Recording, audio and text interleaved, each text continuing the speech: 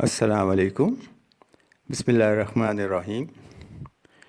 آج کے بیان میں ہم سورہ البقرہ کی آیت 155 اور 156 میں رب کی طرف سے دیے گئے پیغام پر بات کریں گے۔ آیت 155 میں اللہ تعالیٰ نے روزمرہ انسانی زندگی میں قدم قدم پر پیش آنے والے کردار و واقعات کی حقیقت بیان کی ہے۔ آیت کے شروع میں فرمایا وَلَنَبْلُوَنَّكُمْ بِشَيْءٍ، اور ہم یقیناً تم کو کم شدت سے لے کر زیادہ شدت تک آزمائیں گے۔ اس آیت میں ایمان والوں کی بات ہو رہی ہے۔ دراصل زندگی کسی سپاٹ گزرگاہ کی طرح نہیں ہے، بلکہ انسان کو اس دنیا میں آمد اور رخصت کے درمیان جو وقفہ دیا گیا ہے، اس وقفے میں اعمال کی انجام دہی اور اس کے طریقہ کار کا ٹیسٹ ہے۔ اللہ تعالیٰ نے قرآن مجید میں زندگی گزارنے کے رہنما اصول بیان کر دیے ہیں، اور نبی کریم صلی اللہ علیہ وسلم کو، جو کہ چلتے پھرتے قرآن کی تصویر تھے، پریکٹیکل ڈیمونسٹریشن کے ساتھ ہماری رہنمائی کے لیے بھیجا۔ اب انسان کو مختلف کیفیات میں سے گزارا جاتا ہے تاکہ ہمارا رب جانچے کہ میرا بندہ عملی زندگی میں میرے رہنما اصولوں کا کتنا مظاہرہ کرتا ہے۔ اللہ تعالیٰ نے اس آیت میں 5 چیزوں کی نشاندہی کی ہے جن سے عمومی طور پر لوگوں کو آزمایا جائے گا۔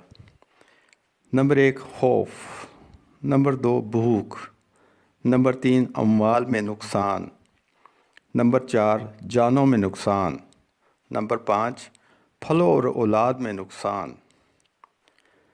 آزمانے میں سب سے پہلے اللہ تعالیٰ نے خوف کا ذکر کیا۔ سب سے بہترین خوف تو اللہ تعالیٰ کا خوف ہے، اس کی پکڑ کا خوف، اس کے عذاب کا خوف، اس کی ناراضگی کا خوف۔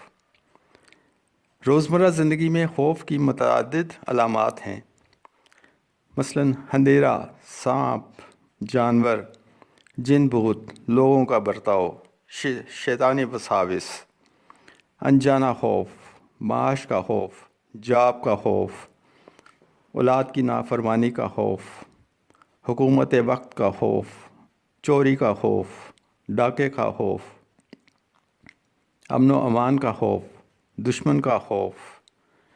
اللہ تعالیٰ جیسے چاہتا ہے کسی بھی انسان کو خوف کی کسی بھی کیفیت سے آزما سکتا ہے، کیونکہ وہ ہر چیز پر قادر ہے۔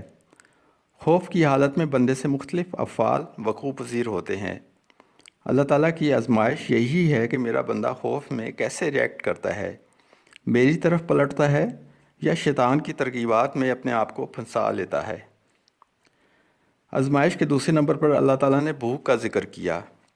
اس کی مختلف صورتیں ہو سکتی ہیں، فاقہ، قحط، افلاس، بیماری کی وجہ سے کھانا نہ کھا سکنا، غذائی پیداوار میں کمی، فصلوں کا تباہ ہو جانا۔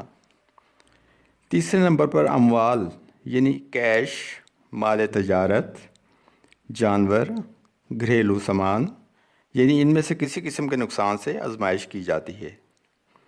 چوتھے نمبر پر جانوں کا نقصان، مثلاً وبا سے، جیسے کووڈ سے نقصان، جنگ سے جانوں کا نقصان، کسی حادثے سے جانوں کا نقصان۔ پانچویں نمبر پر ثمرات میں پھل اور اولاد کی آزمائش شامل ہے۔